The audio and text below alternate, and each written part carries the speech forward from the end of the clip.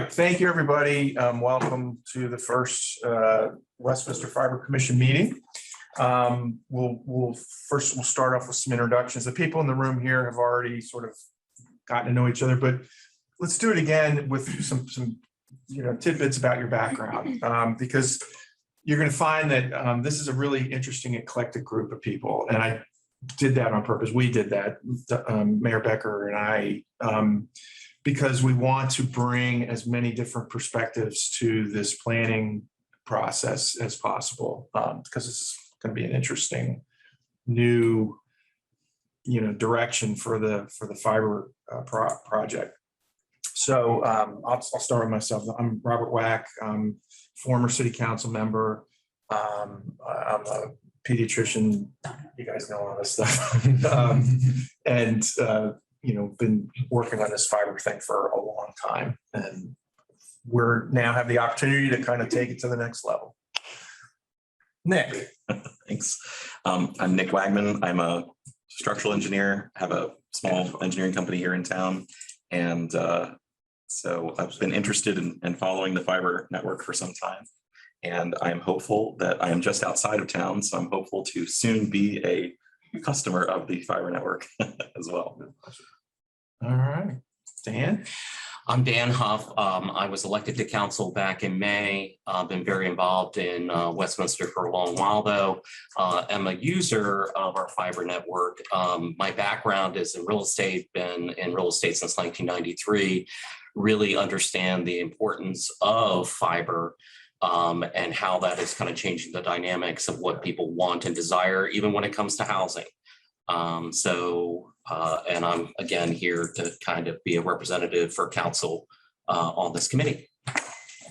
I'm Jen Bubzik. I am with Hill Development Group and Woodhaven Building and Development in Manchester. So I'm representing the Northern Carroll County group. That's about it. I'm Zach Tomlin, president and founder of Tomlin Technology. System solutions architect, network engineering, and cybersecurity are my specialties. So I'm super excited to work on this large scale project used in building enterprise networks. Excellent. Sonia? Good morning, everyone. I'm Sonia Hand, and I am with Scale. We are a can't call ourselves startup anymore, but we are a small tech company out of Westminster. We work on innovative infrastructure integration solutions, and we're actually a defense contractor and work with aviation and aerospace as well as defense clients. I live in Tawnytown, so represent that side of Carroll County. But like I said, we are based out of Westminster. The company's based out of Westminster. And we are actually based at the mall. So we were the first fiber clients at the mall in Westminster. Sonia, can I expand on that a little bit? Yes. I'm not going to be airing any laundry or anything that. Okay, go for it. So Scale originally was over the car wash, right in town. And we're an early, you guys were one of the earlier customers, right? As soon as the fiber was available there, you got it. Yeah. Oh yeah, I think we were on the list before, long before it actually got there. So, but as the company grew, they needed to move to a new space, and the mall did not have a drop because the mall, the owners of the mall didn't really understand what we were trying to do, and But Scale really wanted to stay in Westminster, and so we moved heaven and earth and some pavement to get the fiber into the mall. We had to deal with the owner of the mall, and because we wanted to keep Scale in Westminster, and so they were our first kind of high-profile big win of keeping a company in Westminster because of the fiber, because they wanted to stay on the gigabit fiber, and it took some doing, but now the mall has fiber, and other customers at the mall could avail. I'm sure there probably are some other customers at the mall. I believe there are now. I believe. Yeah. So that's good, for our real estate folks. It's a good example of the synergy between this fiber project and real estate development and leasing and whatnot. So in fact, it was a necessary requirement of our contract with the mall that the fiber be in there before we moved in, because we could do business without it. So Excellent. All right, and Ted. Morning, everybody. I apologize I'm not there in person. My name is Ted Pibble, and Robert and I got to know each other years ago. I used to be the CIO for Hartford County, Maryland.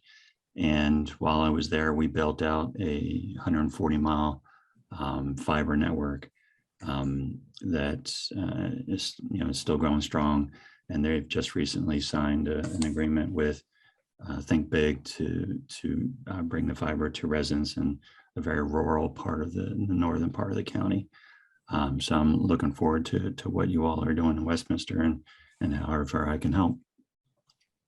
Excellent. Yeah, Ted and I have been going to municipal broadband conferences for a long time. And Lydia?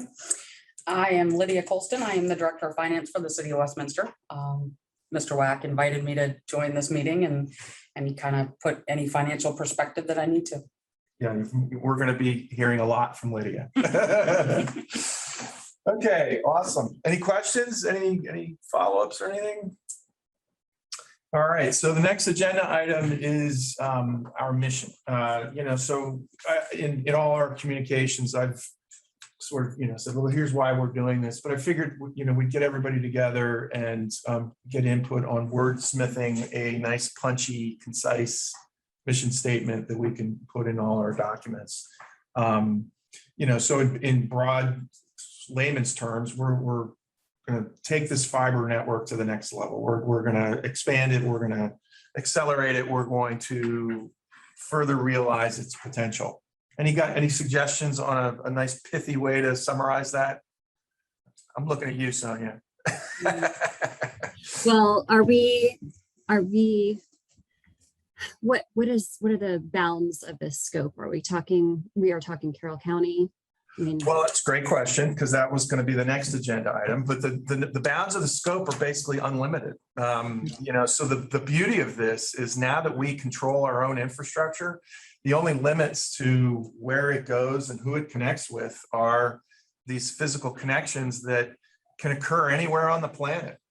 So we could theoretically form some sort of business relationship and interconnection agreement with Stockholm, Sweden, or with Wilson, North Carolina, or with Seattle. Anything's possible now because we control the infrastructure. Our aspirations certainly, we're in the short term, we're going to be a little bit more modest and focus on expanding just outside the city. But in parallel, I think we should, work on, and the reason we have this representation from around the county is working on trying to get some sort of partnership or something collaborative with the county. And I think that's going to be a long process. And then certainly, as Ted mentioned, there are adjacent government jurisdictions that are doing projects similar to this that create opportunities for interconnection and some sort of business relationship.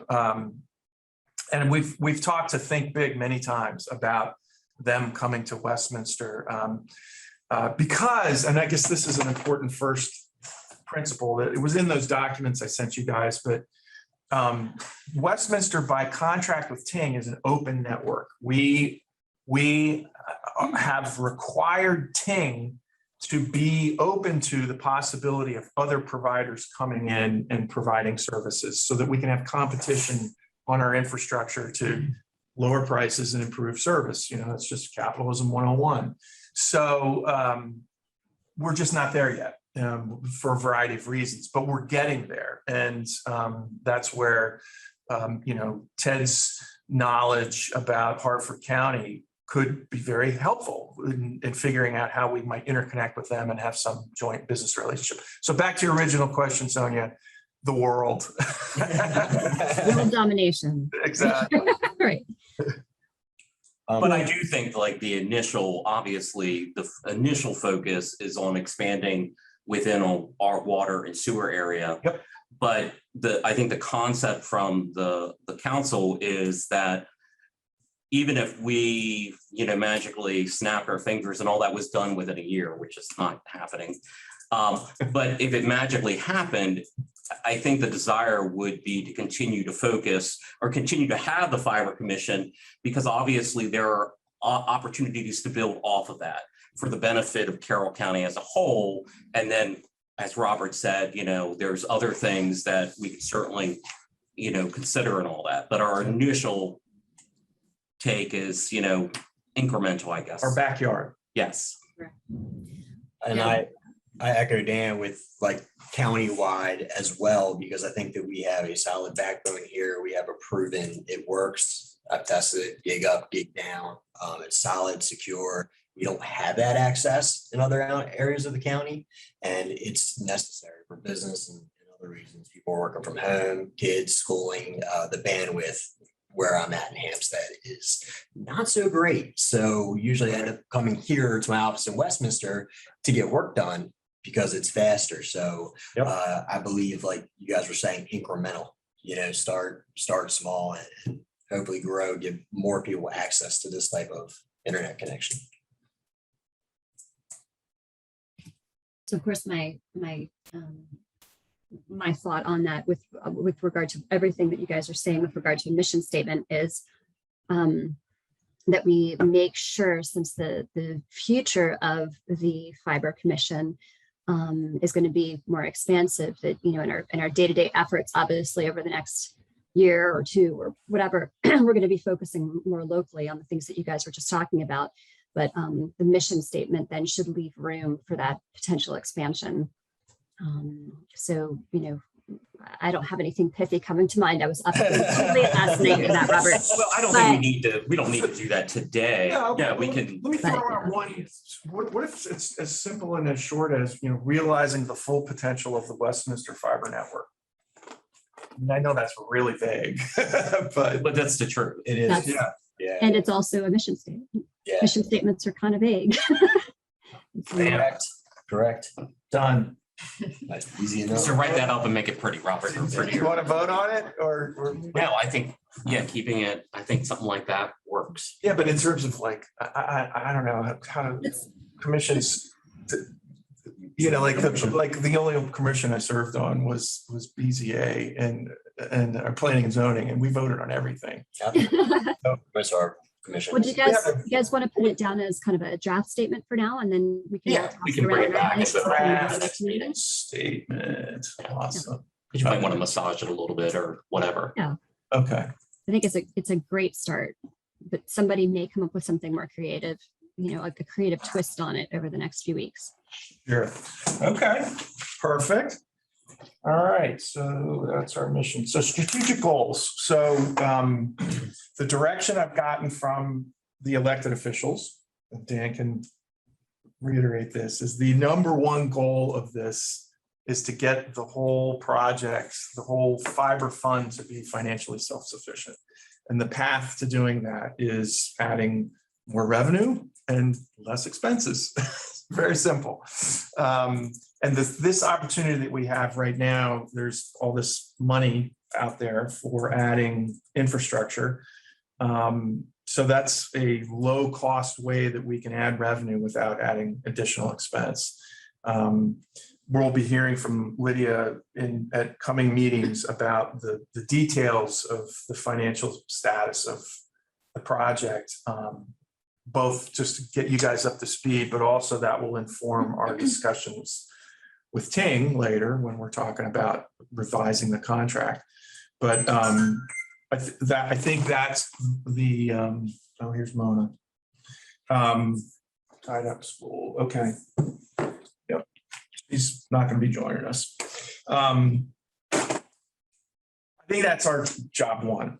I mean, and I'm so open to discussion and but what do you guys think about that being our number one strategic goal? I think that is super important. Obviously, money, making sure that we can have a self-sufficient project. And that's what the elected officials want, so.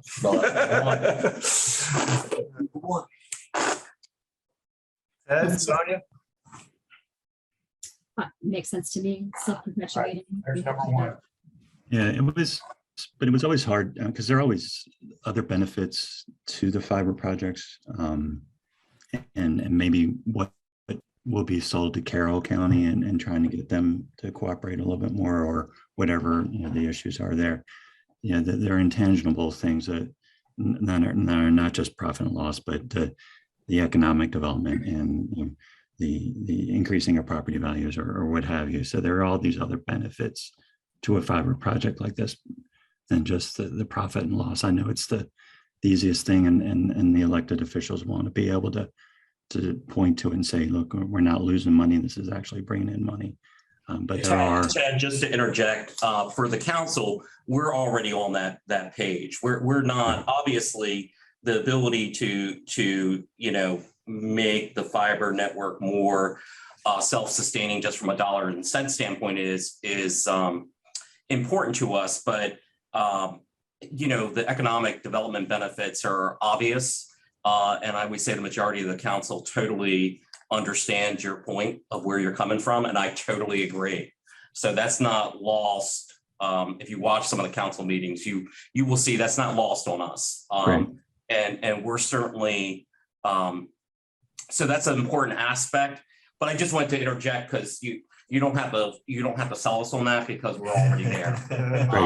Because I fully agree with the concept that even if the fiber network, quote, even if it had to be subsidized, 10 years from now, depending on what that subsidy is, I could still make a theoretical argument that it's to a benefit of the community and something we should do irregardless. Now, in an ideal world of 10 years from now, the city's generating revenue from that, that we're getting the economic development benefit and all the other benefits, and it's actually making the city money. Well, of course, that's nice. That's easy. So that's actually raises a good point, Dan. So even though the current elected officials have that mindset, as we have seen, elections can change things. Well, true. And so to future-proof this project, it would be best if we were in that scenario. Yes. Okay. All right. Good point.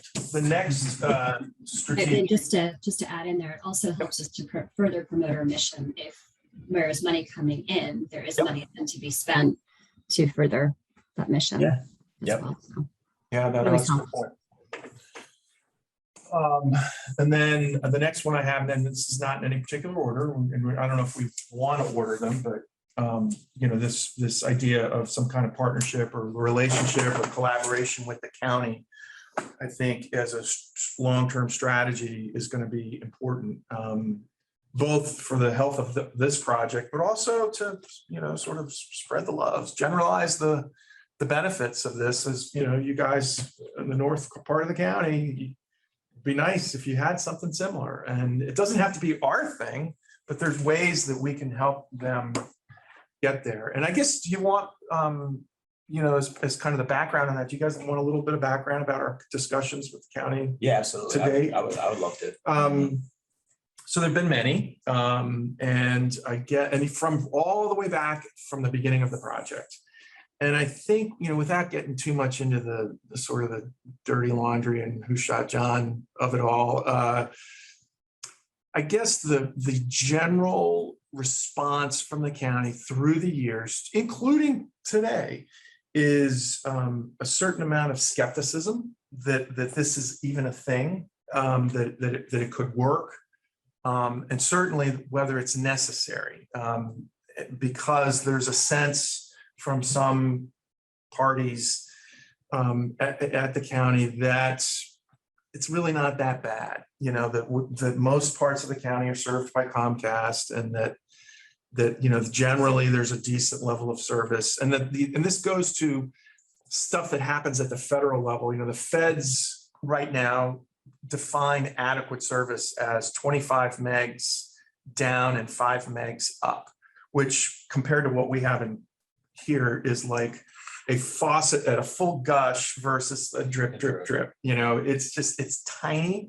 And sure, you can do many things with a 25.5 connection, but there's things you cannot do with a 25.5 connection. You cannot have 4 people streaming a movie in one house on a 25.5 connection simultaneously, or two adults working from home remotely and kids doing school remotely. If you cannot do that on a 25/5 connection, which people all around the county learned during COVID. Internet of Things. But that's what the FCC says right now. And the reason the FCC says that is because that's what Comcast and Verizon and the big companies are telling them to say. It's not because that's really what's good or what people need. So there's this perception that nobody needs a gigabit, that it's just overkill. And why on earth would you spend all that money to do that, So there's sort of a lack of ambition or vision or any sense of, hey, things could be better. So there's no urgency at the county about doing something like this. And then the third thing that's also a fairly significant impediment is that they have taken an approach of solving specific problems for specific streets and neighborhoods in a piecemeal fashion. So they'll get some of this money that, like, for example, that we're availing ourselves of, and they'll use it to pay for a private company to build fiber to a specific location to solve a specific problem.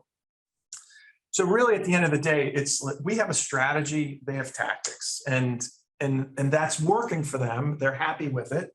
They don't see the need to do what we're doing because they don't share the longer term vision of what we're trying to do. I think that's probably the fairest, most general kind of statement of the state of things. But I've never been one to accept no for an answer. So I am totally fine going back and having the conversation again and having the conversation again and having the conversation again. And there might be, I think, because of the pandemic and just with the nature, this was the desire for this high-speed internet connectivity was coming anyway. Like from when I would go to real estate conferences, there'd be a lot of discussion about that, but the pandemic has accelerated that. So I think that there's probably more openness on a county level to exploring things now than there would have been a year and a half ago or 2 years ago. So I think it's certainly worth, the discussions, especially with all the money floating out there. And the point is, for Carroll County, we're never going to have an interstate, at least anytime that I can foresee. But from an economic development standpoint, as you well know, Robert, if we have incredible fiber, that is something that could drive more businesses already has driven businesses to Westminster, but it could drive more economic development to Carroll County as a whole.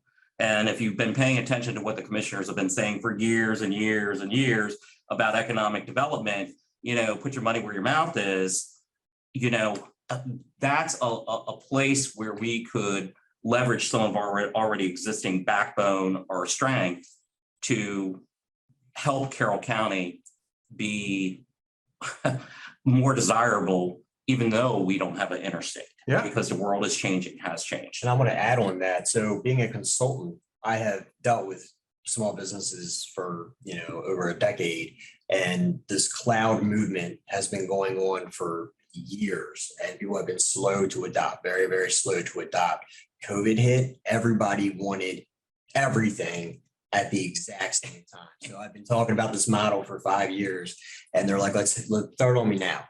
And then now they start understanding, wait, why is our internet slowing down? Well, that's because you have OneDrive syncing and you have all this stuff going on that you didn't used to have to, need. Now you're utilizing it.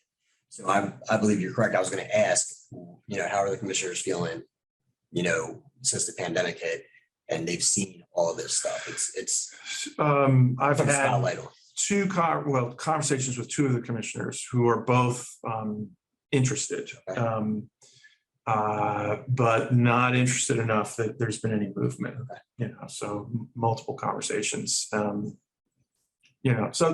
there's a lot of persuading or educating, to change minds, change attitudes about, from the commissioners all the way down through the staff, because the staff, we all know that the staff are usually what controls everything. So a lot of the resistance is down at the staff level. And so when the commissioners turn to their staff and ask, well, what do you think? a lot of time they go, no, don't need it. No, not a good idea. And it's hard for an elected official to go against their staff. So a lot of our persuading has to happen at the staff level, and certainly the public, but I don't think the public needs to be persuaded. No, they do not. So, Robert, I have a question on some of the county situation, because I think you've probably looked at it longer than I have. I do remember knowing early on that the county, I don't know if they were ahead of the curve or just on the curve, but the county, all county buildings have been connected to fiber Yes. since yep, so that's, since I was in high school. yeah, Because I remember that then. yeah, And so that's actually surprised, I felt like that was pretty ahead of the curve. I'm sure there's a lot of cost savings for them network wise, that yep, they own the connection. So they're not actually on the they're on the internet, but they're not on the internet for Yep. some of their data movement. But did they, and I know they have like a program for, they've had a program for a long time where it's like, if you want fiber, call us. And if you're near the line, we'll connect you. Do you know what the uptake rate is on that? So Because it's advertised, but does anybody do it? yes. Okay, Yes, they do, but that's only for businesses. right. So it's not for residential. We try. Um, So the history, quick history of that is, that was originally called the Carroll County Public Network, CCPN, and then it became the Carroll County Broadband Network, CCBN. And that grew out of a consortium of the school system, the library, the community college, and county government.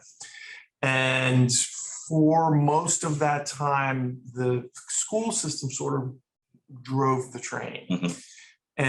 But because of the obvious savings, cost avoidance savings, because they didn't have to lease long distance lines anymore. Back then it was, T3s, T1s and T3s, and People still use it. yes. And so those were really, really expensive Yes. because the county straddles two different long distance phone, they're called LATAs. And so the school system and the county government were spending a ton of money on that. So by building that fiber network to connect all those facilities, just from those savings, they basically paid for the investment. Mhm. And then, people who were involved in that effort had the vision to say, we need to overbuild this, put in extra capacity Right. so that we can lease it to businesses, and hopefully that will spur more construction and better infrastructure countywide. Mhm. And I was part of that effort, and I thought that at that time. I thought now Westminster's going to get better service because the county has this infrastructure. What we didn't realize at the time, at least I didn't, is that more than half of the cost of getting fiber to a specific location is in that last mile. Mhm. It's not the countywide ring, it's everything off of that ring, that's more than 50% of your capital expense. So it still was too expensive for a competing provider to come in and say, sure, we'll build off that. Ting is an exception. Ting does this in other communities. They sort of have a longer view of things. But there are very, very few other providers that will do that. Think Big now is doing it. So that's where, so then when that didn't happen, that's why we did the Westminster network, is because if we were ever gonna get better service from Westminster, we would have to do it ourselves. Mhm. So that's the quick and dirty history of that. Does Westminster's network connect to that, or do? It does. So we use the That's- Carroll County broadband network to get to the outside world. So when I say we, I mean Westminster and Ting, Mhm. because Ting is the one who's leasing those connections. But yeah, so Ting uses Westminster fiber, and then they use county fiber to get to the edge of the county.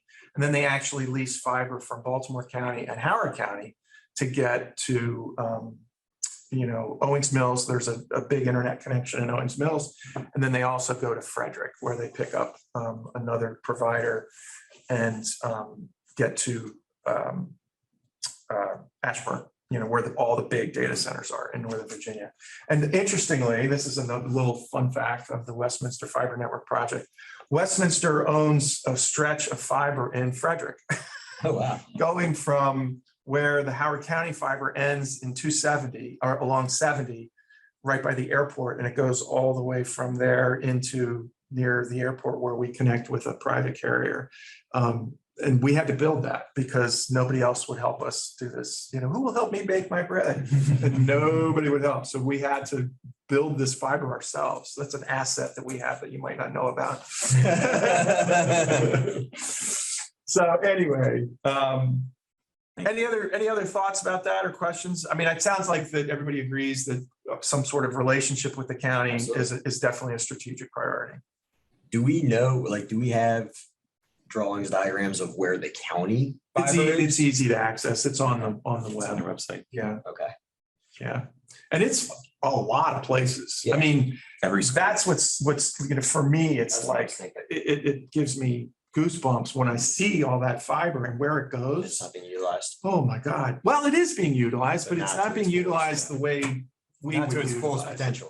And so, for example, Manchester, Hampstead, we could do this there tomorrow, because all of the infrastructure is there. It's So synergy. that's what's I've sort of over the years like relax. Someday this will happen, but it drives me crazy because that infrastructure is all there and there's so much potential. I just wanted to add, I think our immediate mission, so to speak, is expanding into our water and sewer area. Yep. But for the county part of it, I think that's something that we should be exploring concurrently, Absolutely. but it's going to take obviously Yes. more time. Yes. And the reality is, if we explore that and find that, we don't necessarily have a willing partner or, it is what it is. It's not, we would always keep the door open to that. Right. But we're going to continue to expand Right. within our water and sewer area. And if we went to the county and explored that and just didn't seem to pick up any speed, it doesn't mean the door closes. Right. Right. But of course they might be open to it because again, there's a lot of money floating out there. And quite frankly, now's the time. That's part of the reason for the council wanting to form this commission is so that we're better positioned to, have the right brains in the room to explore the opportunities that are going to be coming out, that are out there right now and are coming, and will be coming. And just to make it really clear, the reason, or one of the reasons that this is could be of immediate benefit to the Westminster network is any access to any other customers in other parts of the county or other parts of the region that we have, we meaning the city and Ting, would probably necessarily involve allowing whatever other provider access to our customers. So that gets us to the open access Yes. piece of it, where we have multiple providers on our network. I'm pretty sure Ting would be interested in accessing customers on other people's networks because they don't have to spend a dime to build to get to those customers. So it's a very low cost way for them to expand their customer base. And Ting's always been very confident about their ability to compete. And Their so- customer service is excellent. It As is. a user, it's phenomenal. so that's why we it's in our interest to have these discussions. That sure, we could kind of hunker down on our own little island here and be happy with what we've got. But I think we get to an even better place by having these larger conversations. Which then gets to the third thing is, the regional partnerships. So for example, Ted, the Think Big effort in Harford County, that's like, as far as regional partnership opportunity, that's kind of the lowest hanging fruit. Figuring out some way to interconnect and then, encourage Ting and Think Big to figure out what their business relationship would be so that both have access to each other's customers. That's something they would have to figure out, but it couldn't happen until Westminster and Harford County had some agreement about how that interconnection would work. So, and then it's the same argument, why would we do something like that? More customers, the bigger the customer base, the more providers that could be supported by that customer base, which then comes back to us as a benefit of competition, Yeah. lower prices, better service. And revenue. And revenue. And revenue. Let's not forget revenue. Yes, revenue. Full disclosure, I'm an accounting major, so I can appreciate her world. So, any thoughts on that? So I think those are like our big three, financial sustainability, county relationship, and regional partnerships. All right. Before we go to the diagrams and talking about that, any questions about those documents that I sent you, the little glossary or the contract or any of that other stuff? It's very helpful. Thanks for sending that on earlier. If you'd like me to share it, let me know. No, I think we'll go to the map. Okay. Let's go to the maps. So do the first map for, yeah, that one. So we, 1 second to share. You're right. Much clearer on this. yeah.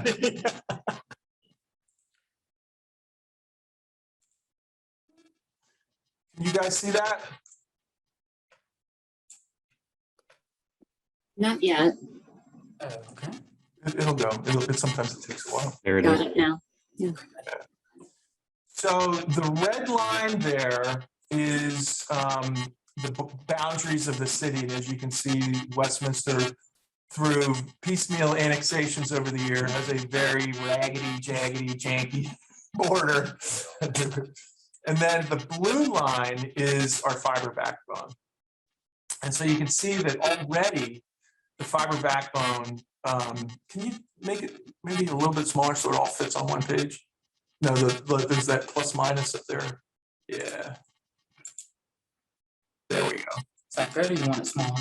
No, I think that we don't want to make it too much smaller. Is that still okay for you guys? Yes. So you can see that the fiber backbone either goes way outside the city boundary or it's right up against it. And there are little neighborhoods that are, accessible from even without building any other backbone. There's some neighborhoods there that have quite a few residences in them that are potentially customers that with just a little bit of construction we could reach. And then scroll down just a teensy bit. And just one point for everybody that, if you live in Westminster and you understand Westminster, you already know this, but for people who don't, or people watching at home, Westminster is a little bit unusual in the fact that our water and sewer area is much larger than our municipal boundary. So that is something to kind of keep in mind, is a oddity of Westminster. I won't go into all the reasons why that happened, but I would frankly say poor decision-making years ago by other people. But the thing is, that's where the opportunity lies. Right now, mainly, we are serving people within our municipality, but we have all these people that are in our water and sewer area that are outside the municipal bounds that would probably love to have Ting, and that's what the focus is. But Robert, I'll let you go on. So that's what this map shows. So the pale yellow is still the city boundary, but then the green and blue are areas that are in the water sewer service area that are outside the city. I scroll down because you can see there's a huge area south. So that is crazy. Yeah. Yep. So, and each one of those little neighborhoods, you can see there's a little call out thing there, a little box that shows the potential number of customers there. So all together, that all those neighborhoods represent about 4,000 additional customers. And inside the city, we have about 6,000. That's a huge amount. Yeah, so it would dramatically increase the size of the network. So I have a question here, looking at some of the numbers of addresses in each of these areas. We talked about mission statement, which is broad, but if we were to take that down a level, we also talked about income, right, generating revenue. How does addressing the underserved areas, how does that play in terms of prioritization with goals? Great question, Sonia. So this will be our next meeting, hopefully, if Lydia's got all her numbers together, that we can do a deep dive into that. But just sort of back of the envelope calculations, the yellow area inside the city, that's 6,000 customers. if we get to a, 43, 45% take rate, that covers the debt service that we currently have, the bond that we took out. It's about $940,000 a year in debt service. If we get to 45% inside the city, we cover that completely. And that was always the goal. That was all our projections, all our business models, everything was around covering the debt service. And why didn't you figure out how to cover the operating costs? And the honest answer is we didn't know what they were going to be, and we didn't have a lot of good data. And at the time for the negotiation with Ting, we just didn't have a good basis for negotiating that into the rates. So to cover the operating expenses as well, if we add those 44,000 extra customers and get to that same take rate of 40-45%, we cover debt service and operating expenses, and then everything after that is gravy. So that's sort of the financial imperative driving this, adding these extra customers. Does that answer your question? I think so. Yep, thank you. Yeah, so yes, it's free revenue basically, because we won't have to borrow because of these infrastructure dollars. Every additional customer that we reach using that money to build is basically free additional revenue. Now, in reality, we add 4,000 customers, there's probably going to be an incremental increase to our operating expenses.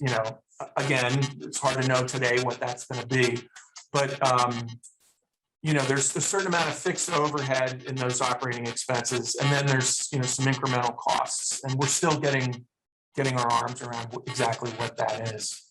There's something in the chat. Let's see. Go click on that. Yeah. There's an issue with the mic in the conference room. Can you please mute and unmute? Oh, okay. Okay, it's muted. Okay. Is it better? No. You can't hear. Sonia, you can hear, right?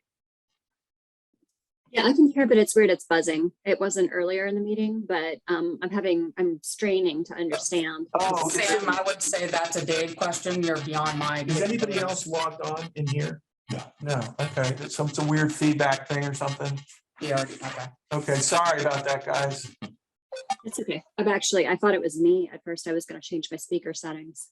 No, it's Sam not. already contacted Dave. Okay, good. Okay. So yeah, go ahead and close that, Lydia.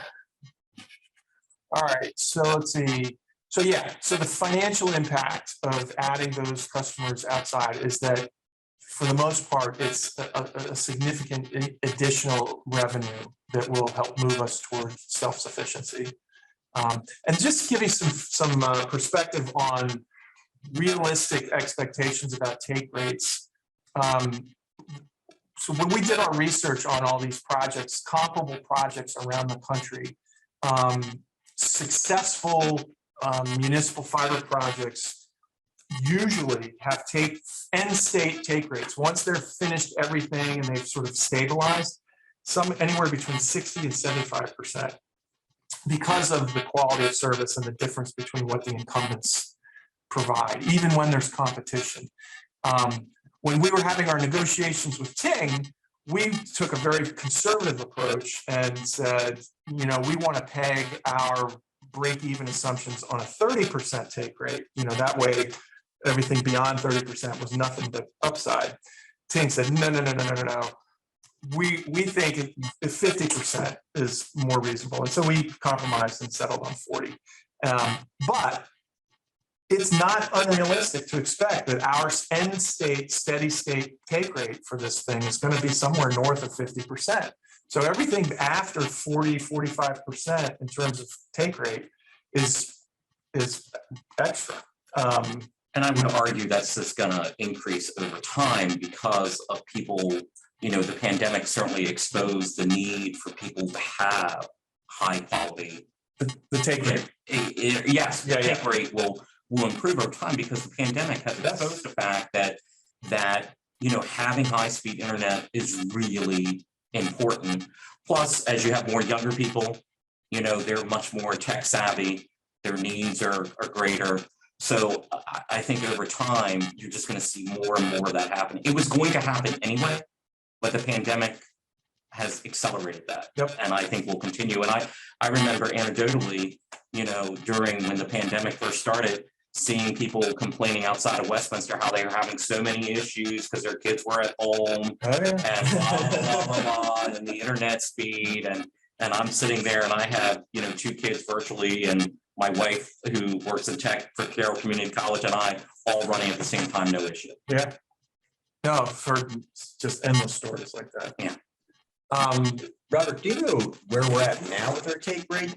Yes, it's at about 30% across the whole network. During construction, we did the construction in phases. Right. So over on the west side of town were the earlier phases. Right. There was a pilot project, and then the first 2 phases are basically everything west of 31. Right. Those areas are at 40%. Okay. Because they've been up and running longer. Right. And then everything east of 31 is between 20 and 30%. Are we seeing, do you have any percentage of how growth, incremental growth? Yeah, so I don't know what percentage wise, but just back of the envelope, we're adding about a customer a day, installing a drop a day. Yeah. And at that rate, we will get to break even on inside the city within 2 years. Yeah. So we're still running a deficit. There's, there's still subsidy to cover that debt service, but we're on track. And, again. But Robert, that wasn't unexpected, just to clarify. exactly. That was not Yeah. unexpected. No, Some people so- have this attitude like, Right. oh, well, it's running a deficit, this is horrible. That's not No, necessarily. it's actually a little ahead of schedule. Yeah. We didn't anticipate we'd get there for 5 to 7 years, and if, after completion of the whole thing, and if we stay on this pace, which there's no indication that we wouldn't, that we'll get there, in about. So we finished construction in 2019, so we'll get there somewhere 2022, 2023. That's right. Because the- I expect it to grow. What's that, Tanya? Because of the sound, did you say, are we still adding 1 customer a day on average? Yeah, on average, it's about a customer a day. There's now, obviously that's very noisy. It goes up and down, but it's about a customer a day. In some of the areas in the green, which are like some of the suburban, I guess for lack of a better word, communities, we expect them to do pretty well because, Robert, correct me if I'm wrong, some of those communities within the city limits have done very well. Yeah, so that's a great point, Dan. Take rates in various neighborhoods, as you can imagine, it roughly correlates with median income. So the higher the median income, the higher the take rates. And we're seeing that in Westminster, so our neighborhoods that have, higher property values. Yeah, Wakefield Valley area. the uptake is faster and the take rates are higher. In other areas of the city, it's a little bit slower, but it's still happening. So yes, that big area just on the south side of the city, that's Diamond Hills and all that stuff between basically Maggie's and the community college. Those are pretty nice neighborhoods, and I expect we would have very significant, quick take rates in those communities, based on our experience. From what I've seen on the ground, there's no competition, whether it's Ting or Comcast, people want to go with Ting if they can. One thing I guess you have to, I'm looking at 2019 is when we finished the bill. People usually enter into 3-year contracts. Yep. With other service providers. So those are maybe running out. So we might see an uptick there as well. So where things stand today with this is John Dick is the department director. He's a director. He's deputy director. Deputy director. Yep. That manages all this. And right now he's got inquiries out to get proposals on the engineering of all this. And then that will in turn tell us roughly what it's going to cost by neighborhood. And then what we'll do is, I think it'll be us. We'll have a meeting with Ting, or the local Ting folks, to talk about which neighborhoods to prioritize, because Right. Ting already knows, so they have been keeping track of inquiries from these addresses. people who said, I want this, and they say, oh, sorry, you don't have city fiber. But they have kept track of that over time. And so they know how many people have called them from all these neighborhoods. And so we can start to prioritize those neighborhoods based on that interest. And then we can go out and generate more interest because they can go out and pre-market and pre-subscribe people. And then we'll know, okay, we can get to a 30% take rate day one in this neighborhood. So let's build there first, that sort of thing. So we would phase it just like we did the initial within Absolutely. the city. We Absolutely. would phase it to minimize calls of revenue at the same time. Yep, but the interesting thing about the phasing is, we originally thought we would do one phase and then we'd wait and see what happened. And then we do another phase and wait and see what happened. Well, it turns out the mobilization and demobilization costs Well, that's true. of the construction Depending on equipment what kind of money. is significant. And so it ended up being cheaper to just keep rolling because we also saw how quickly the take rates were going. So we got to 20% within the first 12 months of every single phase. That's really good. And then, so it goes like this, and then it starts to slow off. And then at some point, it'll sort of plateau out. But we're nowhere near the plateauing part yet. We're still in this phase. I mean, I don't know how steep that curve is. You guys see my hand. So anyway, and then John's also got some feelers out for some help finding additional money. In addition to the money that the city's already gotten from these infrastructure grants, there's other opportunities out there. So ideally, hopefully, we'll be able to find grant money to fund the whole thing. Robert, it might be nice, just because we have mentioned it, to maybe someone on staff level could prepare that you could see kind of how that has grown over time. What's that? The number of users Yes. and. Like a nice little visualization. Yes, the visualization Yeah. might be nice. Okay. Just from a staff, that someone on staff could potentially put something together that would show just the hard data, but also visualization of that Yep. data as well. I think that would be beneficial. Oh, great. Yeah. What's the magnitude of the money that we already have for these? So all of that inside the city ended up costing $16.5 million.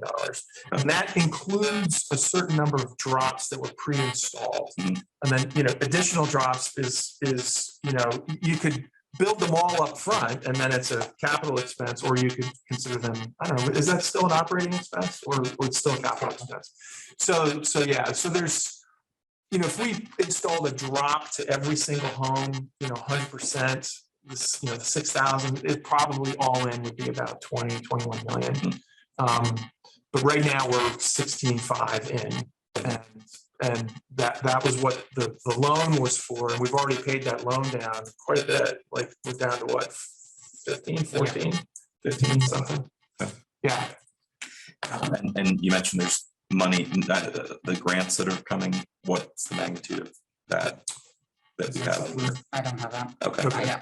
Yeah, I will get it for you. I bet that would be interesting. I do a lot in construction, and everything is double now, Yeah. which is going to be a problem potentially So the for us. nice thing is most of the stuff that we use to build these things is there's not a lot of steel, Right, yeah, it's all wood, plastic conduit. Yep. plastic and cheap crap that's just specialty made, so it's still not cheap. The glass, it's amazing how the price of fiber itself fluctuates, and it's all demand driven. And because the commodities cost nothing, it's sand, well, they have to do things to it. But anyway, because of so it's not because there's this big boom in fiber construction right now, it's because of the grant money, so now all this money's flowing in, so price of fiber is going up because people are starting to hoard it because they're anticipating these construction projects. So yes, that will be a variable, absolutely. What about labor rates too? Labor is the most expensive part of the whole thing. It's because the fiber as a commodity, as a percentage of the project, it's still not a big piece of it. It's mostly the labor.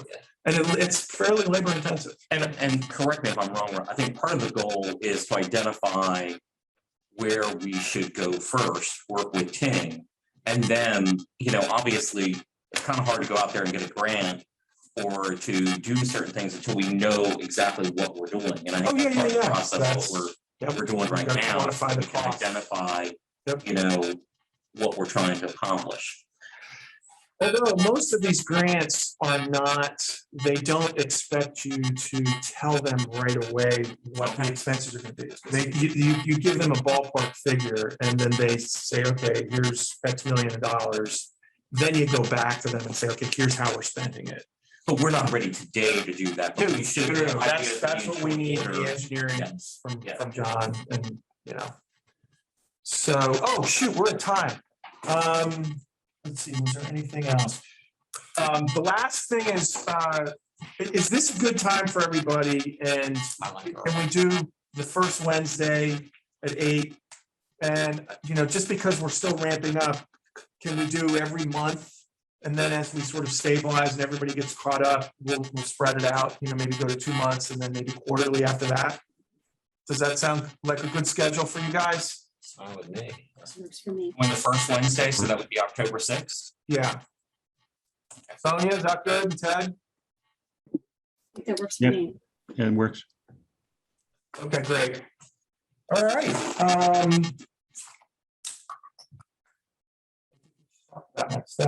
So next meeting, hopefully we can do like a deep financial dive. You think they're ready? We should be. We have the auditors here in a couple of weeks. We're not gonna have final numbers, but we will have numbers. Okay. So that we can at least base some discussion on. Anything particular you want me to focus on? I'll follow up with you Okay. about that. Something I'm interested in is the amount of money that we get per tape, Oh, I can tell you that right now. There you go. So it's, there's a base fee of $6 per pass premise. That's sort of our base rent. Okay. And so that's number is again roughly $6 times 6,000 per month. Okay. And then there's a per customer fee, which is $17 for each lit customer. Okay. And that obviously is gradually going up as they sign up more customers. And then, we'll break out the specifics of that. That's very nice. Thank you. Yeah. All right, awesome. So unless there's any other comments or discussion, we'll call this adjourned. And thank you, everybody. This is going to be fun. Yeah, absolutely. Thank you. Thank you. You're gonna do some kind of minutes or somebody's gonna do some kind of minutes or something. Yeah, we'll figure that out. Yeah, okay.